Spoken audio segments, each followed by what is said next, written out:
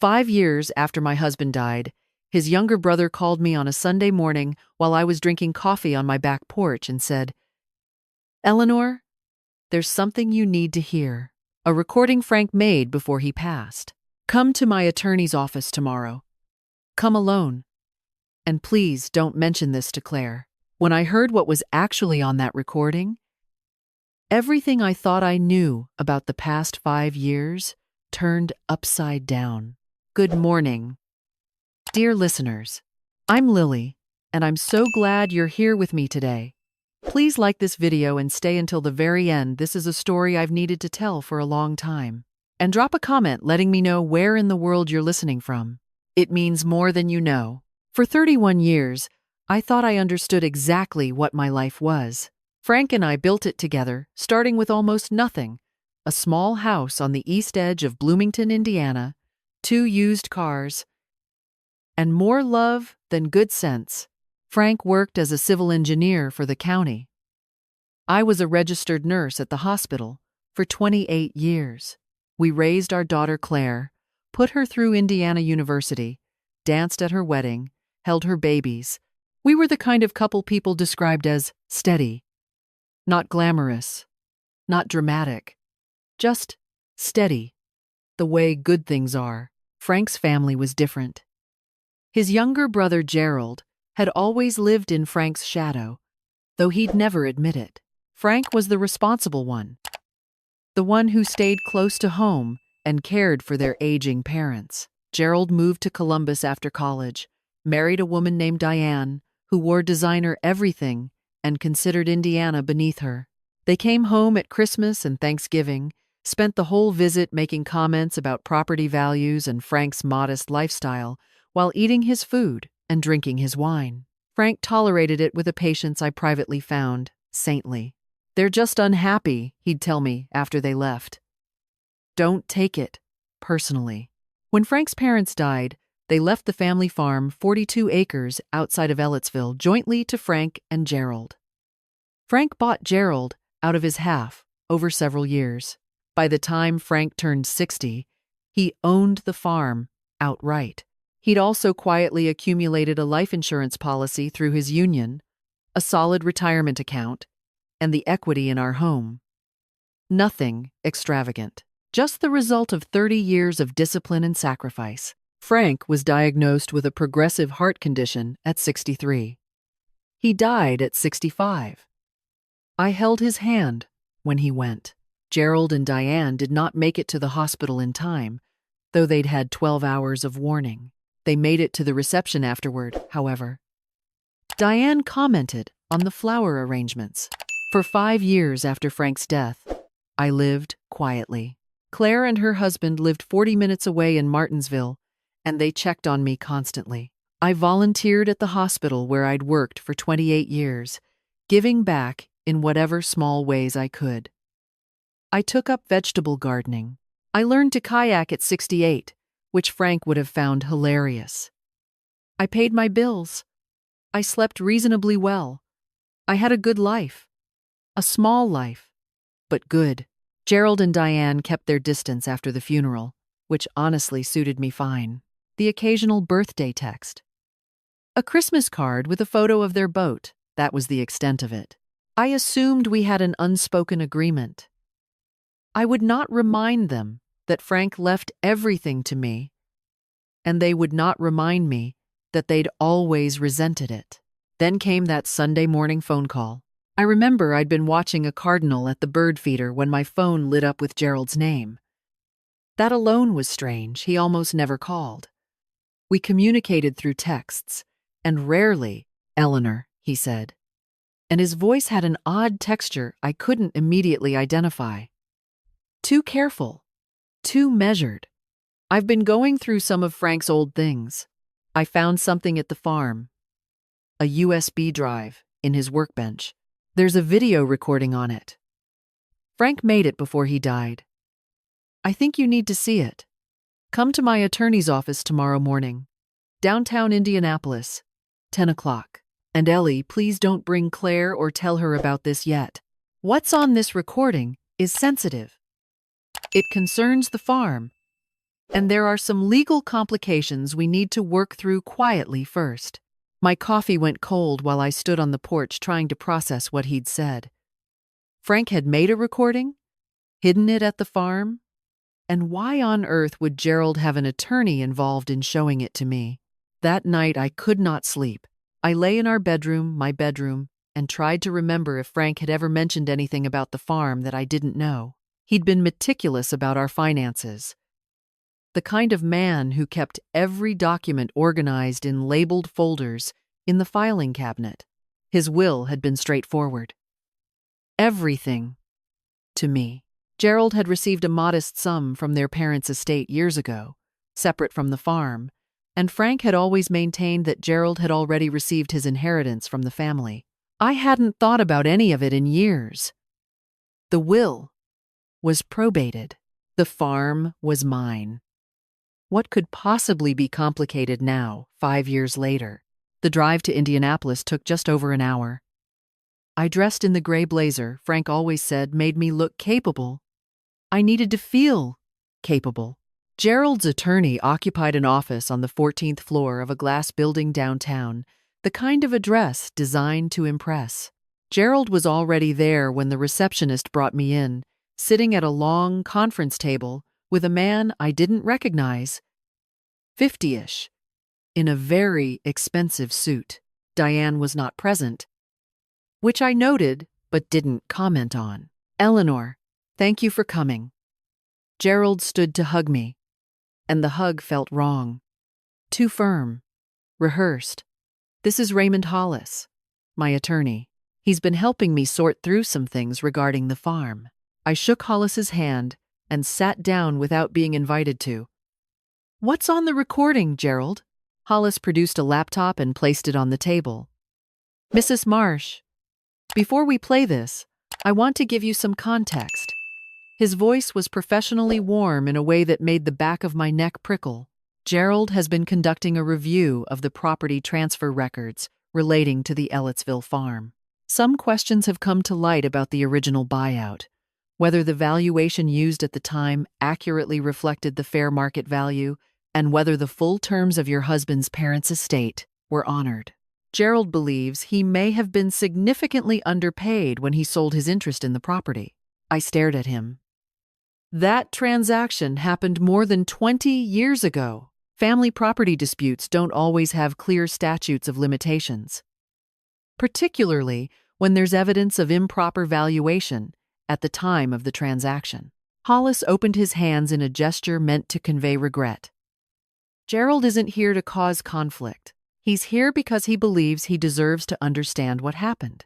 Let me see the recording, I said. Gerald nodded to Hollis. The attorney pressed play. Frank's face appeared on the screen, and the breath went out of me. He was sitting in the kitchen of the farmhouse. I recognized the old yellow curtains his mother had hung, which I'd never gotten around to replacing. He looked tired, older than I'd remembered at that particular moment. But his eyes were the same. Steady. A.D. Certain. If you're seeing this, Frank said, looking directly into the camera, then something has gone wrong. I'm making this recording on the advice of a very good attorney, to be kept here at the farm where Gerald won't think to look. He paused. Gerald, if you're watching this with Eleanor, I need you to hear me say this clearly, in my own voice, with my own face. I know what you've been planning. I've known for 2 years. My attorney has copies of the communications between you and Diane and your financial advisor. I know about the appraisal you commissioned on the farm in 2021 without my knowledge. I know you've been building a case to contest the property transfer, which was conducted fairly and legally, the same transfer you signed off on with full disclosure of the valuation at the time. I gripped the arms of the chair. I'm a fair man, Frank continued on the screen. I think I've always been fair to you, even when you made it difficult. But I will not allow you to do to Eleanor what I can see you're preparing to do. She is my wife. She has worked hard for 30 years. She sacrificed and she loved me without conditions. And I will not leave her unprotected. He looked down at his hands for a moment. There is a secondary will addendum filed with my attorney, Margaret Sullivan, at Sullivan and Reeves in Bloomington, documenting my explicit intentions regarding the farm and the reasons for them. Margaret has instructions to come forward with it if any legal challenge is filed against Eleanor's ownership. She also has the communications I mentioned, obtained legally. Gerald. Frank's voice sharpened. If you're watching this because you've already started something, stop. If you haven't started yet, don't. Let your sister-in-law live her life. She has earned it. The screen went dark. The conference room was absolutely silent. I looked at Gerald, my brother-in-law of 35 years, who had sat at my Thanksgiving table more times than I could count, who had watched Frank lower his own father into the ground, who had held Frank's hand at the funeral. His jaw was tight. He wasn't looking at me. "What have you done?" I asked quietly. "Eleanor," Hollis began, "I'm speaking to my brother-in-law." I kept my voice even. "Gerald, what have you done?" "This is about fairness," Gerald said. His voice had lost its careful texture. "The farm is worth $2.4 million. You know what he paid me for my half? He paid me $280,000 in 2001. The market. You agreed to that price. You had independent counsel. You signed the paperwork. I was 34 years old and I trusted my brother. He was fair to you," I said, and I heard Frank's words coming out of my own mouth. "He was always fair to you. And now he's been dead for 5 years and you're trying to take land away from his widow." I stood up. "I'm going home. And then I'm going to call Margaret Sullivan." "Mrs. Marsh." Hollis's professional warmth had cooled several degrees. "I'd encourage you to consider a negotiated settlement before this reaches court. Gerald has grounds for a challenge that will be costly and time-consuming for everyone. If you had grounds," I said, picking up my purse, "you wouldn't have needed to lure me here with a recording my husband made specifically to protect me from you. Good day." I made it to the elevator before my hands started shaking. The drive home was the longest hour of my life. I called Claire from the car, hands-free, because I needed to hear her voice. I told her nothing. I just said I'd had a strange morning, and I'd explain later. She knew from my tone that something was wrong and offered to drive over. And I told her I was fine. I'd call her tonight. After I hung up, I cried for about 10 minutes somewhere on I-70. Then I pulled myself together, because Frank had trusted me to fight, and I was going to fight. Margaret Sullivan's office was in a Victorian house on the west side of Bloomington that she'd converted years ago, with window boxes and a brass nameplate. I'd met her twice during Frank's illness when he'd been updating his documents. She was in her late 50s, small and precise, with reading glasses perpetually perched on her head. When I arrived unannounced at 2 in the afternoon, her assistant started to tell me I'd need an appointment. And then Margaret herself came to the doorway and said, "Eleanor, I've been expecting you'd come eventually. Come in." She knew about the recording. Frank had told her he'd made it. And why? "I want to be clear about what we're dealing with," Margaret said, setting a file folder on her desk. "Gerald filed a preliminary legal notice 4 months ago questioning the 2001 property transfer. He has an appraisal, an expert witness, and Raymond Hollis, who is aggressive and expensive and very good at what he does." Frank said you had his communications. "I do. Emails between Gerald and Diane and their financial advisor going back to 2020, the year before Frank died." She removed her glasses from her head and set them on the desk. "Eleanor, they began planning this while Frank was still alive. The betrayal of it hit me somewhere behind my sternum. Not just Gerald, Diane, too, calculating the value of my husband's farm while he was still breathing, building a case to strip me of it before he was even in the ground. Frank knew," I said. "He found out in 2021, about 8 months before he died. He didn't tell you because he didn't want you to carry it while he was sick. He said you had enough to handle. I pressed my fingers to my lips for a moment. That was so deeply and completely frank that I could not even be angry at him for keeping it from me. He'd been protecting me, right to the end. What do we do? I asked. Margaret opened the folder. We fight. And we win. That evening, I sat down with Claire and told her everything. She went through the full range of emotions in about 45 minutes. Shock, confusion, grief that her father had been betrayed by his own brother, and finally a cold, focused anger that reminded me powerfully of Frank. She asked. That was her first question. Not what will this cost or how complicated will this get. What do you need from me? Be ready to testify to what you know about the farm, I said. I'll do more than that, she said. The legal process began with a formal response to Gerald's challenge. Margaret filed a motion documenting the addendum Frank had prepared, along with a summary of the communications her office held, not the content, not yet, but confirmation that they existed and that they demonstrated the challenge was being brought in bad faith. It was a signal. We know what you've been doing. Come carefully. Gerald's response, through Hollis, was to escalate. 3 weeks after my visit to his attorney's office, I was at the hospital doing my volunteer shift when Claire called, her voice tight. Mom, Gerald and Diane just showed up at my house. I drove straight there. By the time I arrived, they were in Claire's living room, sitting on her couch with the practiced ease of people who had rehearsed this visit. Diane had even brought a casserole, which sat on the kitchen counter, like a prop in a play. My son-in-law James stood against the far wall, with his arms crossed and an expression I'd never seen on his kind, easygoing face. Eleanor, Diane said warmly, we're so glad you're here. We were hoping to sit down together, as a family, and talk this through without attorneys and legal papers. You have an attorney filing motions against me, I said. We're past family conversation. Gerald feels terrible about how this started. Diane pressed her hand to Gerald's arm. He should never have involved a lawyer before coming to you directly. That was wrong. We both know it. She turned those eyes on me, wide and apologetic. But Eleanor, the underlying issue is real. Gerald was cheated out of his share of his parents' legacy. Frank loved you, and sometimes love makes people do things they wouldn't otherwise do.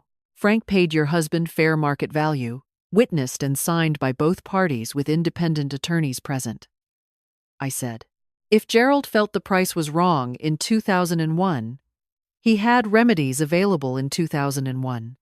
He's 23 years late. Gerald leaned forward. Ellie, I'm not trying to hurt you. I'm asking for what's fair. The farm has grown enormously in value. If Frank were alive, I said, he'd be sitting in this room telling you exactly what he said on that recording. You know he would. Something shifted in Gerald's face. Just for a moment, I saw it not guilt exactly, but something that had once been guilt before it got buried under Diane's certainty and Hollis's strategy, and too much time spent looking at property appraisals. We're prepared to make this very simple, Diane said, and the warmth in her voice now had an edge under it. A one-time payment of $600,000. You keep the house in Bloomington. You keep the life insurance and the retirement accounts. You give Gerald his fair share of the farm's appreciated value, and we walk away. Everyone goes on with their lives, and if I decline, Raymond will file in full, she said simply. He'll challenge the original transfer, the will, everything. These cases take years, Eleanor. They're expensive. They're exhausting. She paused, and the pause said everything her words didn't. You're not young. Do you want to spend whatever time you have left fighting in court? I looked at Gerald, my husband's little brother, who I had known since he was a 22-year-old kid at his parents' kitchen table, who Frank had helped move into his first apartment. Who Frank had lent money to twice without ever once asking for it back. Who Frank had mourned the estrangement from. Quietly. For years, always hoping it would heal. Always hoping he was wrong about what his brother had become. Frank left me a recording, I said. You know that.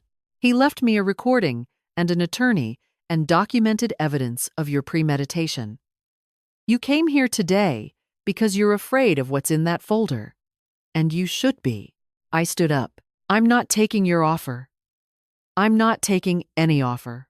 What my husband left me, he left me legally and with full intention. And I will defend it with everything I have. Now please leave my daughter's house. Diane's expression finally broke from its careful warmth. I've been told that before, I said. Usually by people who turned out to be wrong. They left. Diane didn't take her casserole. What followed was 3 months of the most stressful period of my life outside of watching Frank die. Hollis filed his full challenge in October. It was comprehensive, aggressive, and creative in ways that made me deeply grateful for Margaret Sullivan's 25 years of experience. He claimed the original valuation had been manipulated. He submitted his own expert appraisal. He filed a motion challenging the addendum Frank had prepared, arguing it was created under emotional duress near the end of Frank's life. Margaret filed a counter-motion within 10 days. Then she played the communications, not a summary this time. The actual emails, submitted as evidence. Gerald and Diane. In 2020, the year Frank was first diagnosed, corresponding with their financial advisor about the farm's potential value. Diane's message, dated the 14th of April 2025 months after Frank's diagnosis. Raymond says, if we wait until after and then challenge the transfer, we have a reasonable case. The question is how aggressive we want to be with the widow. Gerald's reply the same afternoon. Let's see what she does. If she's cooperative, we can settle quietly. If not, we go full. The widow. 5 years before he had even tried to pass it off as a concern about fairness, Gerald had been discussing strategy about what to do with the widow. When Claire read it that evening, she sat at my kitchen table for a long time without speaking. Then she said, Dad knew. He was sick and dying, and he knew his brother was already planning this, and he still protected you without telling you so you wouldn't have to carry it. I didn't say anything. I just held her hand. Margaret made a call. Hollis, she informed me, had gone unusually quiet after the evidence submission. He's a good attorney, she said. He knows what those emails mean. His clients have gone from plaintiffs to potential defendants on bad faith litigation. The call from Gerald came on a Thursday evening in November, 2 weeks before the scheduled hearing. He called my cell phone directly, not through Hollis, which was the first surprise. The second surprise was his voice. It didn't sound calculated or rehearsed. It sounded exhausted. Ellie. A pause. I owe you an apology. I sat down at the kitchen table and said nothing. Diane, he said.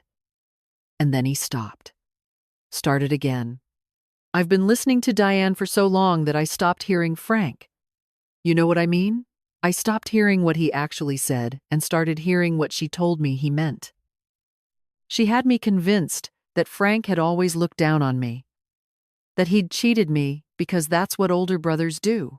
And then when he got sick, she started talking about the farm and what we were owed, and I let her. Gerald, I said carefully, why are you calling me? Because Diane filed for divorce last week, he said. She's been having an affair for 2 years with Hollis. Did you know that? I found out a month ago, and now she wants to settle our assets before the farm case is resolved, so she can get half of whatever we might win. He made a sound that might have been a laugh. I'm getting played from every direction. I closed my eyes. I'm sorry, he said. For the recording, for the office, for all of it. I'm sorry for what she said about you. I'm sorry for showing up at Claire's house. I'm sorry, most of all, for what I was planning to do to Frank's memory. His voice broke slightly on the last word. He deserved better from me. There were things I could have said to Gerald at that moment. I had a list of them in my head. Things I'd thought about during 3 months of stress and grief and fear. I didn't say any of them. You need to call Hollis and drop the case, I said. That's what needs to happen next. I know. And Gerald, what you said on that email about going full on the widow. I kept my voice steady. I need you to understand that that's what I am. I'm the widow. I'm the woman your brother loved for 31 years, and I will not apologize for that, and I will not be moved from what he left me. I know, he said again. And this time, he sounded like the version of himself I'd known before Diane, before the resentment had calcified into strategy. Ellie, he loved you more than anything. I knew that. I always knew that. I just let myself forget. The case was withdrawn the following Monday. Hollis filed the dismissal and sent a separate letter, confirming he would not be pursuing further action. Margaret said it was the fastest she'd ever seen Hollis move on anything, which told her everything she needed to know about what he'd understood those emails to mean for his own professional standing. The hearing I'd been dreading never happened. The morning after the withdrawal was filed, I drove out to the farm. It was December. The fields stripped and silver in the early light, the old walnut trees along the fence line bare against a white sky. I sat in my car for a while with the heat running, looking at the farmhouse with its yellow curtains, thinking about Frank sitting in that kitchen, making a recording he hoped I'd never need to see. Then I went inside and made coffee and sat at the kitchen table, and I talked to him out loud the way I sometimes do when I need to. I told him the recording worked. I told him Margaret was brilliant. I told him I was angry it happened, and grateful he prepared for it, and heartbroken he'd carried it alone during his last year. I told him Gerald had called and apologized, and I told him I believed it was real, even if it came 20 years too late. Frank always had hope for his brother. I figured I owed him that. The poetic justice came in pieces over the following months, the way it usually does not, in a single dramatic moment, but in a slow accumulation of consequences. Diane and Hollis's affair became known in their professional and social circles in Columbus, and it was every bit as complicated as you'd imagine. Hollis faced a bar inquiry regarding the dual interest situation, representing a client while conducting a personal relationship with the client's spouse. Gerald's divorce settlement, ironically, was completed before the farm case would have resolved, meaning Diane received nothing from that effort. All she got was half of an ordinary marital estate and a very damaged reputation. Gerald sold his house in Columbus and eventually moved back to Indiana, somewhere near his parents' graves. Claire told me she'd seen him at the hardware store in Ellettsville one afternoon, looking older, quieter, like someone who'd finally stopped running from something. She didn't stop to talk, but she didn't look away either. Margaret Sullivan sent me her final billing summary with a note that said, Frank chose well in both his attorney and his wife. It was a privilege. I put that note in the folder in the filing cabinet, next to the copy of the recording. And I planted tomatoes in the spring on the south side of the farmhouse, the way Frank had always said we should. I signed up for a watercolor class in Bloomington, taught by a retired art professor named Howard, who had kind eyes and a laugh that caught me off guard every time.